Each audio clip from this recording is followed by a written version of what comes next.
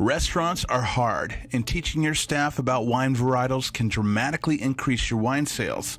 This is David Newton from restaurantsarehard.com. Today, we're talking about the red wine varietal Pinot Noir. There's your phonetical spelling, Pinot Noir.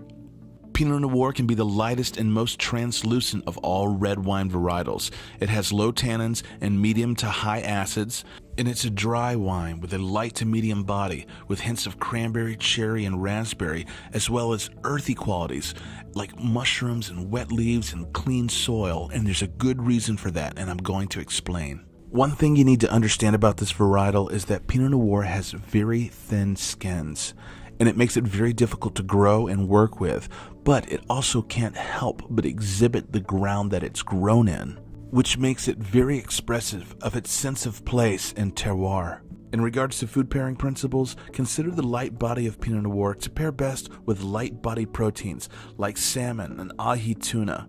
And here's a principle for you: Pinot Noir and pig. That's right, pork. It'll never let you down. Even scallops wrapped in bacon.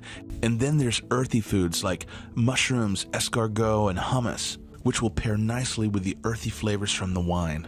Pinot Noir is originally from the Burgundy region of France, which in France it's called a red Burgundy. And as a side note, Chardonnay is called white Burgundy.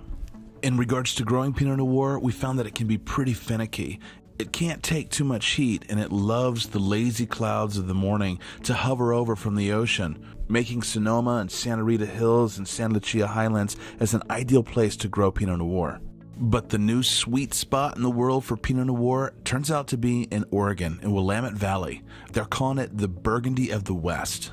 In regards to ageability of Pinot Noir, in the New World, you're looking at about 2 to 6, maybe 8 years of time in a bottle. It's really not structured for long periods of time. But if you're back in France and you're drinking a red Burgundy, they're much, much higher in acid, and they can be structured for 15, 20, sometimes 25 years in a bottle.